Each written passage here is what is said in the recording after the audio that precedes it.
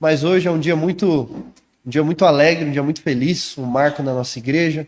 Nós encerramos aí, coisa de 3 semanas atrás, uma série que durou 3 anos, onde nós tivemos, pela graça de Deus, a alegria de ouvir o Senhor falar conosco através do Evangelho de João, versículo a versículo. E que graça é o Senhor falando conosco, não é? E agora, depois de um pequeno hiato de exposições sequenciais, depois de um mês de preparo, agora nós iniciaremos uma nova série.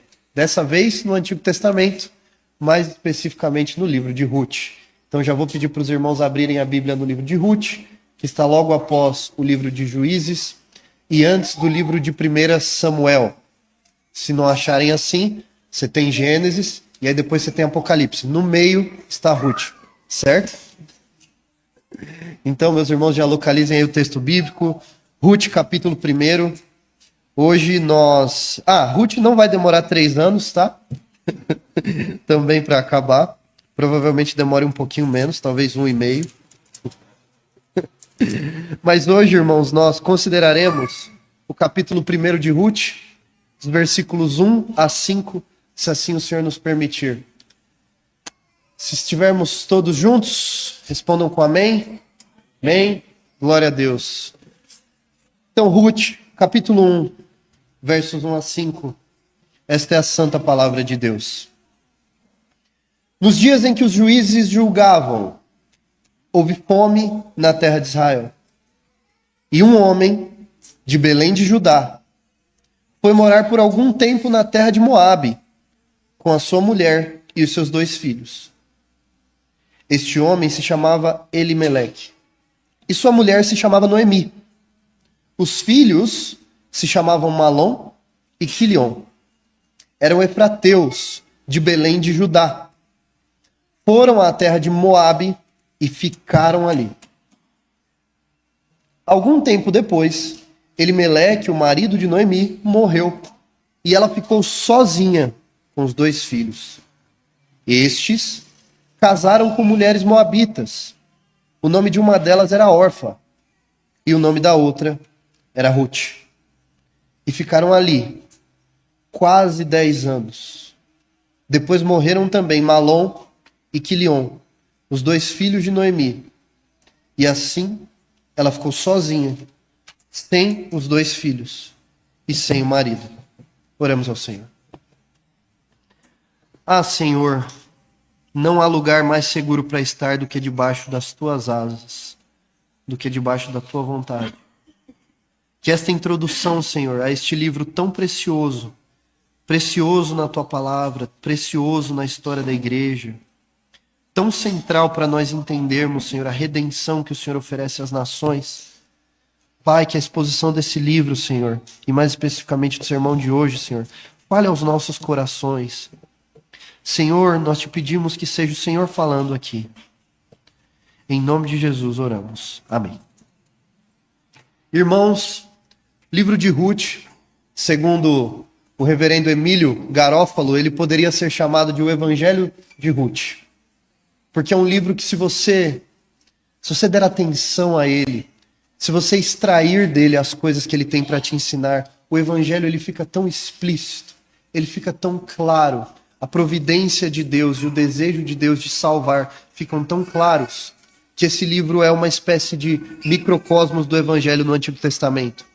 Ele nos dá muito material para oração, nos ensina sobre diversas coisas da vida. E aí fica a pergunta, do que se trata o livro de Ruth? Do que se trata o livro de Ruth? Essa é uma pergunta difícil. Nós poderíamos dizer, por exemplo, que o livro de Ruth é uma história de amor, é um romance. Então, a todos aqueles que gostam de ler romance, vocês ficariam surpresos com a qualidade da literatura romântica do livro de Ruth. A história em que um homem, Boaz, se apaixona e se torna o resgatador da moabita Ruth. Mas a história de Ruth também poderia ser entendida como uma história que mostra que Deus, ele é o Deus das viúvas, ele é o Deus daqueles que estão desamparados, uma vez que pelo estabelecimento da lei de Israel, Ruth e Noemi foram salvas de serem mendicantes, de caírem na prostituição. Mas nós poderíamos dizer também que a história de Ruth seria uma história sobre a maneira soberana como Deus conduz a história em cada detalhe, uma vez que a decisão imprudente de Elimeleque de ir para Moabe é conduzida por Deus para que o nosso Salvador viesse à terra, nosso Salvador Jesus. Então poderia ser também entendida como uma história de como a soberania de Deus age na história. Mas também poderia ser uma história de como nosso Senhor Deus, ele traz redenção para as nações, uma vez que a história da nação de Moabe é ressignificada neste livro. A imagem do israelita em relação à mulher moabita é ressignificada nesse livro. Portanto, é um livro com o qual nós aprendemos tantas coisas, e todas elas condensadas de maneira tão bela em 4 capítulos. 4 capítulos. Quem já leu Ruth inteiro aqui? Não pode mentir, hein? Então leiam. Ao longo das exposições, os irmãos podem fazer uma coisa que com o Evangelho de João ficaria mais difícil. Vocês podem ler Ruth todos os dias, se vocês quiserem. 15 minutos de leitura e vocês passam por todo o texto do livro de Ruth. Livro este, de 4 capítulos, que foi escrito provavelmente, nós não temos certeza, mas foi provavelmente escrito pelo profeta Samuel, o último dos juízes de Israel. E falando nisso, quando essa história foi escrita? Justamente nesse período que nós lemos logo no versículo 1. Leiam comigo o início do versículo 1. Nos dias em que os juízes julgavam. Esta é a época em que se passa a história de Ruth, no tempo dos juízes. Qual é o livro da Bíblia que acontece, que está logo antes do livro de Ruth? O livro de Juízes. Então nós temos ali a história de Ruth nesse meio, nessa época em que os juízes julgavam. E que período é esse? Que período é esse dos juízes? O período do livro de Juízes compreende aproximadamente um período de 350 anos entre a história de Josué, de quando Josué coloca o povo dentro da terra prometida, e a história que nós lemos no livro de Samuel. Os juízes que julgavam a terra, essas autoridades que julgavam a terra de Israel, mais especificamente, eles não eram reis. Eles funcionavam como libertadores militares de Israel quando alguma nação estrangeira os atacava. Ou também pessoas que vinham para corrigir a conduta do povo após longos ciclos de pecados. Então a história do livro de Juízes, o enredo de Juízes, ele vai mais ou menos assim: o povo peca, aí Deus entrega os povos a o povo a uma nação estrangeira que os ataca, sejam os filisteus, sejam os moabitas, e aí o que acontece? O povo se arrepende e ora, Deus levanta um juiz, um líder, para conduzir aquele povo à vitória contra aquela nação dado o arrependimento de Deus. Quem se lembra de alguns juízes de Israel aí? Alguns exemplos. Sansão, quem mais? Débora, quem mais? Jefté, Gideão, Samuel, e o próprio Samuel, o último dos juízes. São pessoas que foram levantadas por Deus justamente para fazer esse trabalho de libertar o povo da opressão de uma nação estrangeira que resultava do pecado do próprio povo. Uma época completamente caótica. E quando nós lemos o último versículo do livro de Juízes, nós vemos por que essa época era tão caótica. Juízes capítulo 21, versículo 25, último capítulo de Juízes, logo antes do livro de Ruth. Vejam o verso 25 de Juízes capítulo 21. Naqueles dias não havia rei em Israel, e cada um fazia o que achava mais certo. Eu estava conversando sobre isso com o irmão Rodrigo Ávila, no intervalo aqui do culto, sobre como as pessoas, é o pecado fundamental do Éden, quando Eva, ela pega o fruto do conhecimento do bem e do mal, o que isso significa? Ela dando a si mesma, ela e seu marido Adão, dando a si mesmos o direito de arbitrar ou de decidir o que é bom e o que é ruim. Não, para mim o que é bom é isso. Não, você acha que Jesus é bom? Não, mas para mim é diferente, eu não concordo com você. Como se não houvesse uma verdade objetiva. Como se não houvesse um bem objetivo. Não.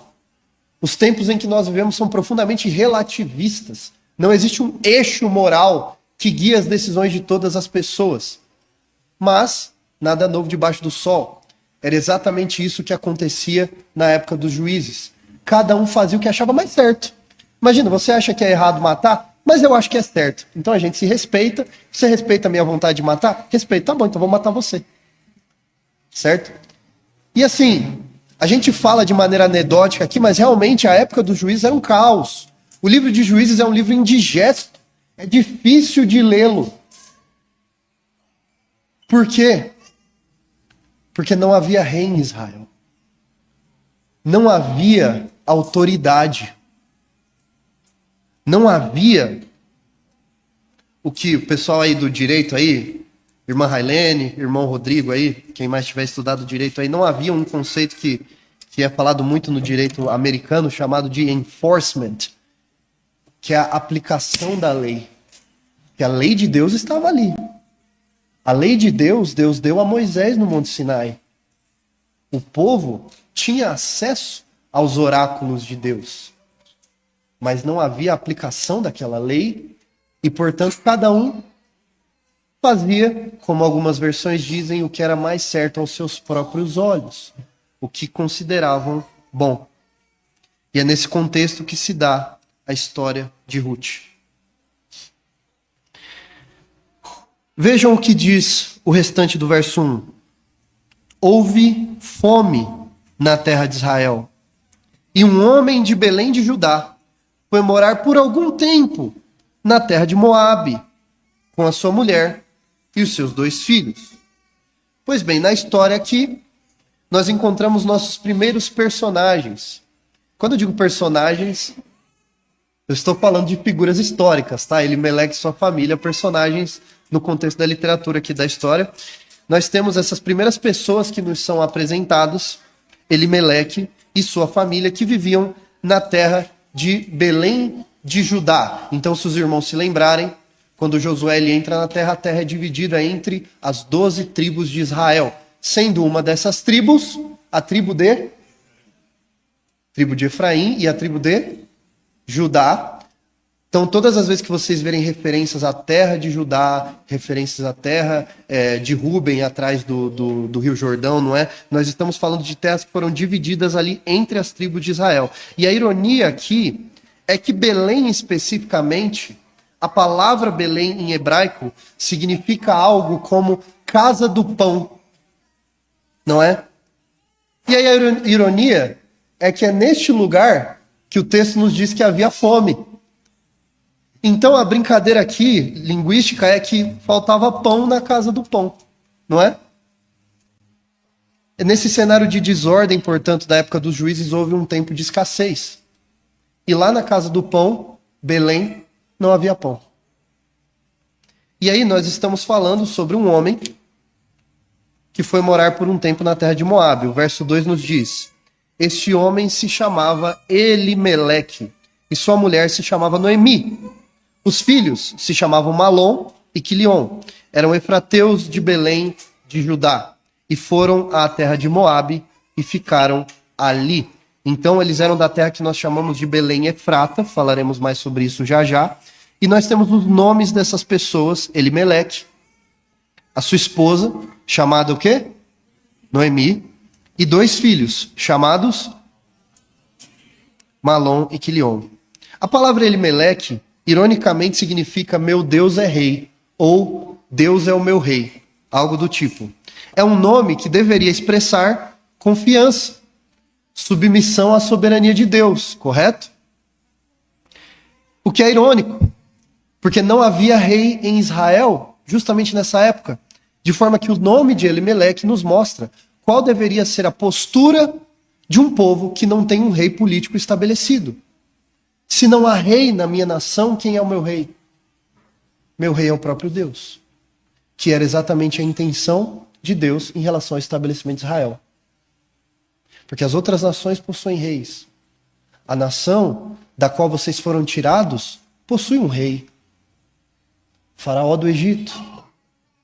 Faraó do Egito, a maior das divindades do Egito, entrou em conflito com o rei de Israel, que era o próprio Deus. A nação de Israel deveria reconhecer no próprio Deus, no Deus de Abraão, o seu rei, tal qual o nome de Elimeleque expressa.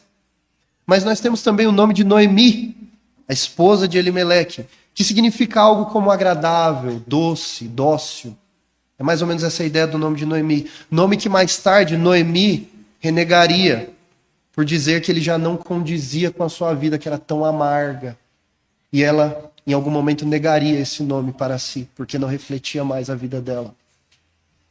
Nós temos também Malom, um dos filhos de Elimeleque, um nome que significa doença, enfermidade, o que pode significar que ele nasceu com alguma doença, alguma enfermidade. Então é isso que significa Malom. Inclusive uma dica prática, se vocês forem dar o nome para os seus filhos e não quiserem traumatizá-los, não deem a ele o nome de doença, certo? Porque o nome de Malom significa exatamente isso. E este seria, eventualmente, o marido de Ruth. E nós temos também Quilion, um outro nome lindo, dado por Elimeleque e Noemi aos seus filhos, um nome que significa algo como destruição ou extinção, não é? Alguém precisa conversar com esses hebreus. Bom, o texto nos diz que eles eram da terra de Belém e Efrata, terra essa citada por Miqueias no capítulo 5 como sendo o local do nascimento de quem? Do nosso Senhor Jesus. Então este povo, essa família, habitava na terra onde depois o nosso Senhor Jesus nasceria. Era lá que eles moravam. Você não pode estar mais no lugar certo do que isso, não é? Do que no lugar em que Jesus nasceria cerca de 1000 anos depois. E essas pessoas, da terra de onde viria o Messias, foram para a terra de Moabe. E aí, se você olha para isso de um olhar bastante contemporâneo, e às vezes até um pouco inocente, você pode dizer, ok, isso aqui acontece no Brasil o tempo inteiro, né?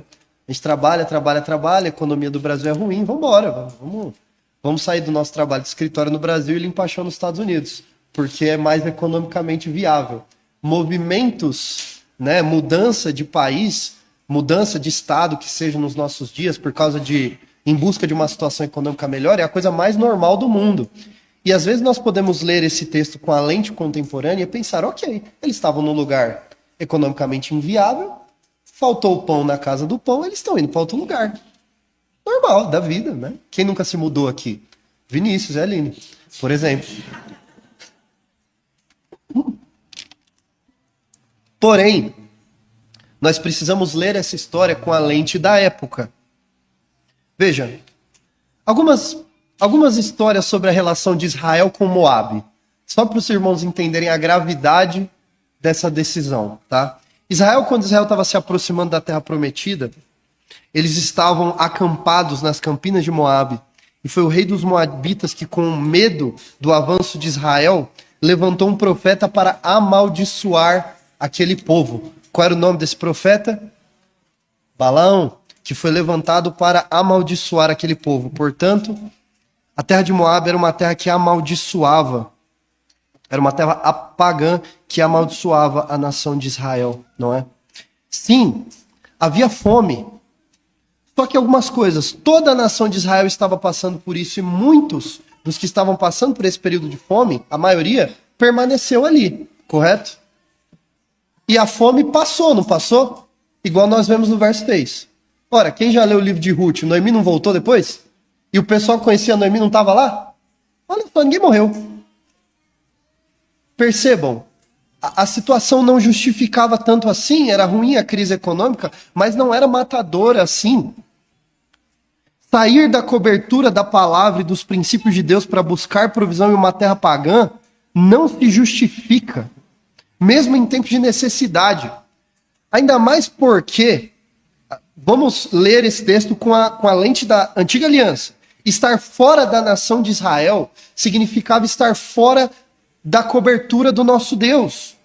Fora do contexto onde a lei de Deus tem que ser autoridade, por mais que não fosse na época dos juízes, mas lá é o ambiente que Deus decidiu, onde Deus decidiu se manifestar. É claro que Deus ele é onipresente, todos nós sabemos disso, ele está em todos os lugares.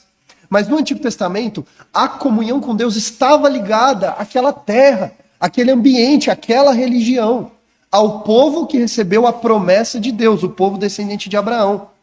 Então, nesse sentido, relacionar-se com outras nações era fazer aliança com os deuses dessas nações.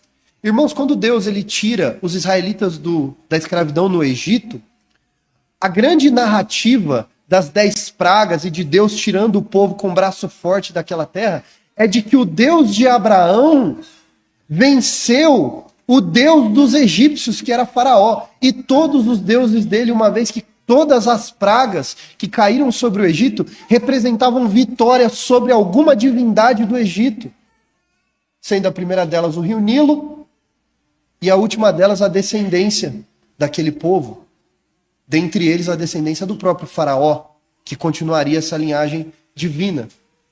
Deus, o Deus de Israel, não tolerava que Israel se relacionasse com outras nações de maneira institucional, religiosa ou política, porque isso significaria relacionar-se com os deuses dessas nações. Agora vejam o ponto. Deus nunca mandou a nação de Israel ser hostil ao estrangeiro. O estrangeiro era bem recebido em Israel.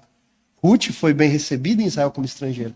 Mas não podiam se relacionar político ou religiosamente com essas nações.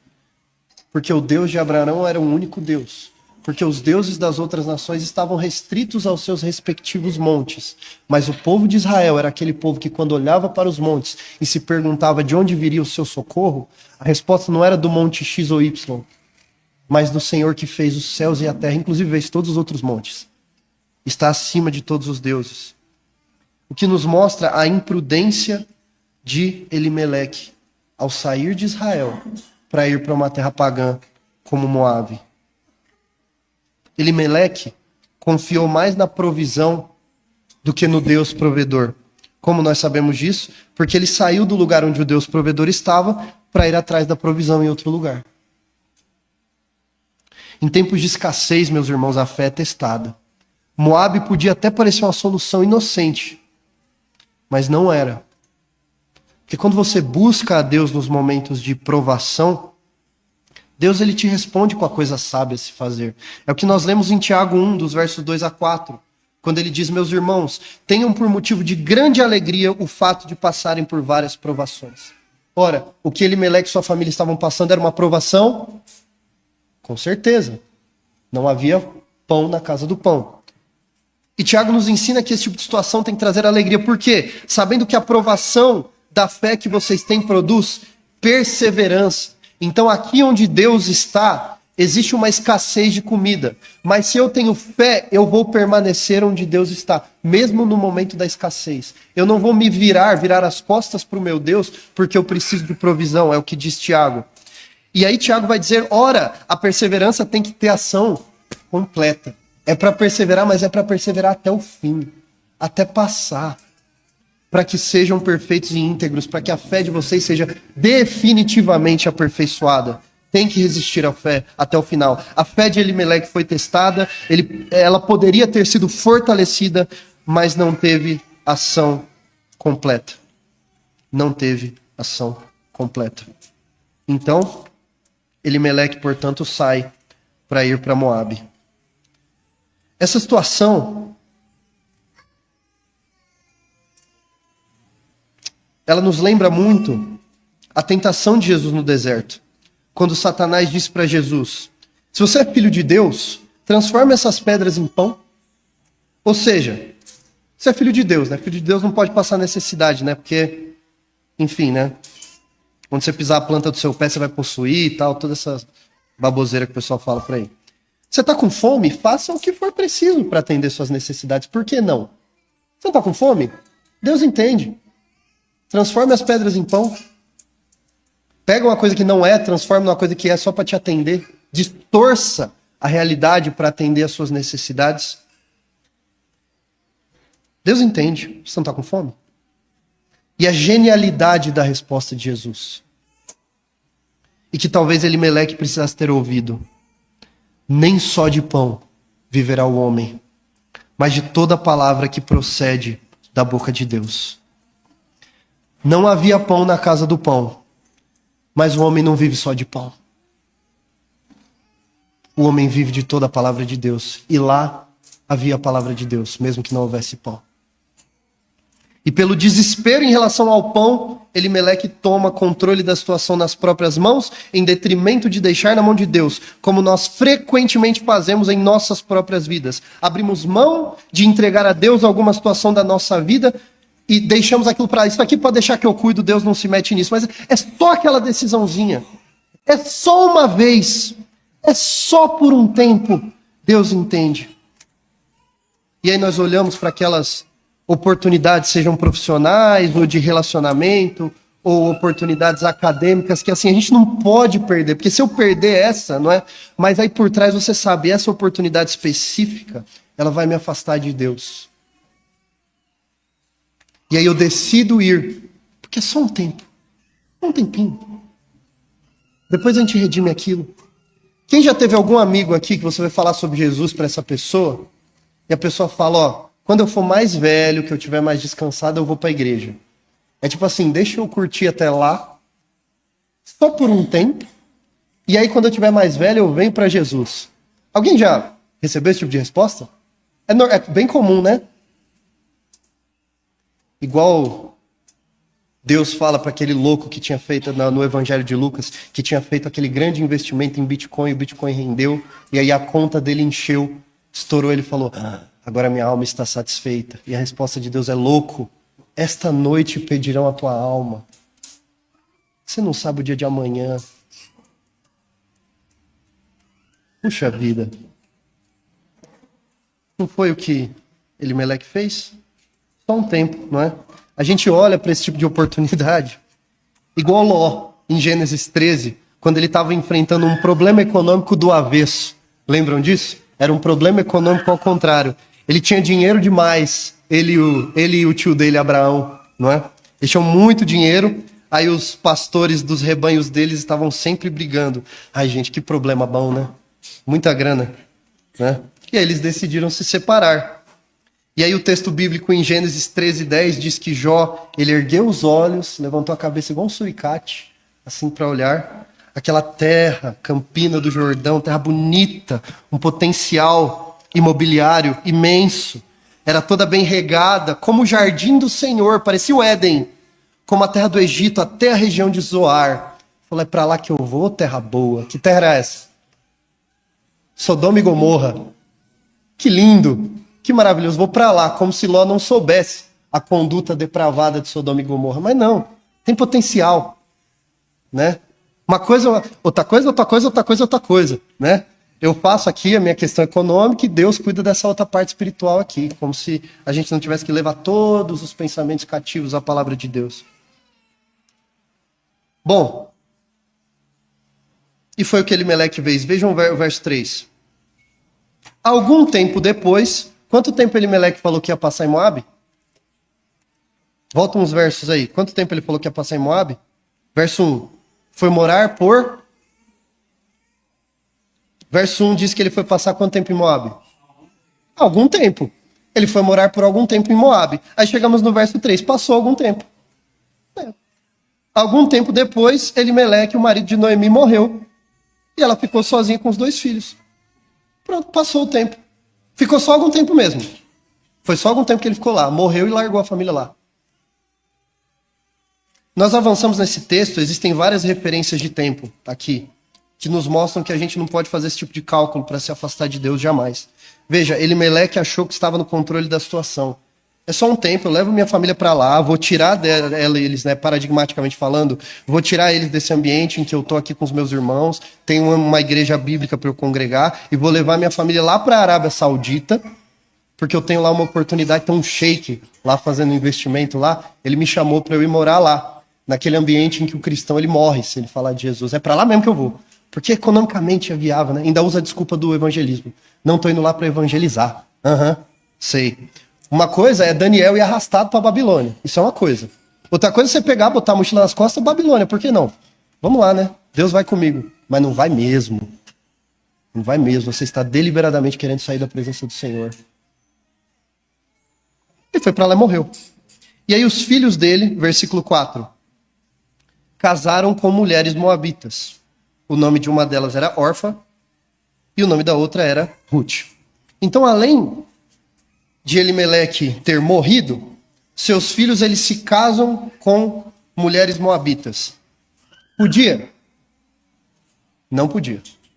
Isso pela lei do Senhor, não podia. Esse tipo de relação não podia acontecer. Vejam, em Deuteronômio 23, os versos 3 a 6, nós lemos: nenhum amonita e nenhum moabita, interessantemente, né? Os amonitas e os moabitas eram ambos descendentes dos filhos de Ló. Nós falaremos um pouco sobre o nascimento da nação de Moabe já, mas essas duas nações, provenientes dos descendentes de Ló, de Ben-Ami e Moabe, não podiam ter relações, Israel não podia se casar com essas nações. Nenhum amonita ou moabita, Deuteronômio 23:3, entrará na Assembleia do Senhor, nem até a 10ª geração, porquanto não vos saíram ao encontro com água e pão, e porque contrataram contra ti Balaão para te amaldiçoar. Os moabitas não só tentaram amaldiçoar Israel, eles foram instrumentos para afastar Israel de Deus. Mulheres moabitas eram usadas pela nação para seduzir os israelitas e desviá-los do caminho. A marca da nação de Moabe era idolatria e imoralidade como ferramenta de destruição espiritual. Ir para Moabe era de se distanciar da aliança. E casar-se com moabitas era brincar com o fogo da idolatria. Relações com moabitas, portanto, eram proibidas. Meus irmãos, a nação de Moabe, ela já nasceu errada. Nós vamos falar um pouco mais sobre isso ao longo do livro. Mas se os irmãos voltarem a Gênesis capítulo 19, nós temos a história de uma pessoa muito importante no livro de Gênesis, que é a figura de Ló. Lembram-se de Ló? Ló, que ao ser tirado de Sodoma e Gomorra, com as suas 2 filhas e com a sua esposa, ele fica viúvo. Por que ele ficou viúvo? Quem lembra? Porque a esposa de Ló virou uma estátua de sal. Certo? Quem cresceu na minha geração de escola bíblica dominical lembra da música. Se deu mal a mulher de Ló. Certo? E Ló, portanto, ficou viúvo. E como nascem Moabe e Ben-Ami, os filhos de Ló? Nascem das filhas. As filhas embebedaram seu pai, engravidaram do seu pai, e aí nascem Ben-Ami e Moabe, os pais dos amonitas e dos moabitas. E assim nós temos uma nação que já começa toda errada e que teve a depravação de ordem sexual como padrão ao longo da sua história. E aí nós temos a continuação do texto que nos diz: e ficaram ali quase 10 anos, final do verso 4. Mais uma referência de tempo. Quanto tempo que eles iam ficar lá mesmo? Uns 3 meses aí, 1 aninho para melhorar a economia, não é? Quase 10 anos. Quase 10 anos. E tem uma outra referência discreta aqui, mas o texto nos diz: eles ficaram ali. Eles ficaram ali. A linguagem hebraica dá uma ideia de permanência, mesmo que não intencional, né? Em algum lugar. É como se eles tivessem criado raízes ali. E aí, né, como diz o Salmo da liturgia, que nós lemos, Salmo 42, um abismo chama outro abismo.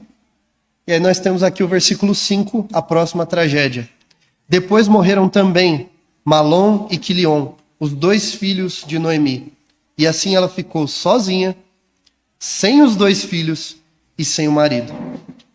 Elimeleque, quando tomou uma decisão que afastaria a família dele de Deus, ele achava que estava fazendo bem para a família. Mas aí ele morreu, morreram os filhos dele, e aí imagina você, mulher, você fica ali, seu marido morreu, fica você e as noras, viúvas dos seus filhos que também morreram. Que situação, né? Imagina. Pois bem, tá lá você, numa terra pagã, estrangeira, 2 filhos mortos, marido morto, 3 viúvas. Só uma coisa interessante, nós temos aqui 3 viúvas, né? Será que em Moabe havia algum tipo de lei para proteger as viúvas? Não sei, não sou de lá. Mas em Israel tinha? Em Israel tinha. Tanto que quando Noemi e Ruth voltam para Israel, elas são amparadas nos termos da lei do Deus de Israel. Olha só, para quem seria melhor? Onde seria melhor uma viúva estar? Em Moabe ou debaixo dos braços do Senhor? Vocês estão entendendo? Não havia nada de certo nessa decisão. Nada. Sob nenhuma perspectiva. Com o seu próprio olho e não com o olho da fé, da fidelidade a Deus, que é o primeiro critério para se tomar uma decisão, independentemente das implicações econômicas daquilo.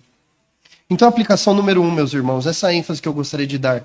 Nós não podemos tentar estar no controle das coisas. Mudanças drásticas, motivadas por necessidade, até aquelas mais simples, elas não podem jamais comprometer a nossa fidelidade a Deus. Não podemos tomar decisões fora daquilo que Deus comanda. Mesmo que, mas nessa situação, mas Deus entende. Não podemos. Porque o lugar mais seguro sempre é debaixo dos braços do Senhor, debaixo das asas do Senhor. Nós não podemos aceitar empregos desonestos, nos mudar para locais espiritualmente prejudiciais. Você vai ser um missionário? Vá como missionário. Você vai como missionário pregar o evangelho. Agora você está indo como um profissional, você não está indo para evangelizar. Tira essa desculpa. Isso não existe. Tá? Você está indo para se corromper. Nós não podemos estar deliberadamente em ambientes prejudiciais para a nossa fé, onde nós não temos irmãos numa igreja para congregar, uma igreja bíblica para congregar, ou iniciar relacionamentos, fazer alianças erradas, sob a desculpa de, Deus entende, é só essa situação aqui, é só um tempinho. Você não sabe o dia de amanhã. Que tal quando a morte chegar, você estar nos braços do Senhor e não longe dele? Nós temos que calibrar a nossa vida, as nossas decisões pela vida com Deus. A pergunta certa não é, isso vai melhorar minha carreira? A pergunta certa é, isso vai me afastar ou me aproximar do meu Deus? Essa é a pergunta. Como eu falei, existe uma diferença entre ser arrastado para a Babilônia, como Daniel, ou ficar deliberadamente na Babilônia, como é o caso de Mordecai, primo de Esther, na Pérsia, no caso. Elimeleque morreu, seus filhos também. A esposa ficou só. Não era melhor tomar decisões pela graça de Deus? É como diz o Salmo 37, versos 23 e 24. O Senhor firma os passos do homem bom, e o seu caminho se compraz. Se cair, não ficará prostrado, porque o Senhor o segura pela mão. E Provérbios 10, 9 diz, quem anda em integridade anda seguro, mas o que perverte os seus caminhos será descoberto. Essa é a primeira aplicação. Não tomem decisões jamais que comprometam a vida de vocês com Deus. Isso vai acabar com a tua vida, vai acabar com a vida da tua família. Mas uma segunda aplicação, meus irmãos, é o seguinte. Nada está perdido. Isso é uma coisa que precisa ser dita. Mesmo diante de decisões erradas e pecaminosas, Deus continua soberano. Isso não justifica o erro de maneira nenhuma. Elimeleque estava errado quando ele tomou essa decisão. Porém, nos mostra como Deus, ele age até nessas situações. Porque a infidelidade de Elimeleque é contrastada com a fidelidade de Ruth, a moabita, que por fazer o que Elimeleque não fez, ou seja, ao invés de se afastar do Deus de Israel, Ruth diz a Noemi, o teu povo é o meu povo, e o teu Deus é o meu Deus. A infidelidade de Elimeleque é contrastada principalmente com a fidelidade de Deus, que moveu o coração de Ruth, a moabita, e fez dela a bisavó do rei Davi. E, portanto, uma das antepassadas do nosso Senhor Jesus, o Salvador. Então percebam que até diante dos erros e das decisões descalibradas do ser humano, Deus continua conduzindo a história para a sua glória. Então, se você tomou decisões erradas na sua vida, se arrependa. Tome a decisão em Cristo de mudar o seu rumo daqui para frente. E não desperdice tempo da sua vida se lamuriando com o passado. Porque Deus conduziu tudo para te trazer aqui onde você está. E fazer a obra que Ele tem para fazer na sua vida. Que o Senhor nos abençoe ao longo dessas exposições de Ruth e fale aos nossos corações. Vamos orar? Pai amado, obrigado pela Tua graça. Obrigado, Senhor, porque o Senhor falou a nós hoje para que nós não tomemos decisões, Pai, que estejam distantes da Tua vontade. Pedimos que o Senhor nos ajude, pelo poder do Teu Santo Espírito, a andar nos Teus caminhos. Nos perdoe pelas vezes que tomamos decisões que nos afastaram de Ti. Me perdoe por todas as vezes, Senhor, que eu decidi não Te acompanhar. Perdoe, Senhor, os meus irmãos, Senhor, por todas as decisões fora da Tua vontade e nos conduza, Senhor, pelas veredas da justiça, ó nosso bom pastor. Pai amado, em nome de Jesus, nós Te louvamos, Senhor, pela história de Ruth. Porque a história do nosso Salvador Jesus passa pela história dela. Obrigado pela Tua providência nesta época da história. Em nome de Jesus. Amém.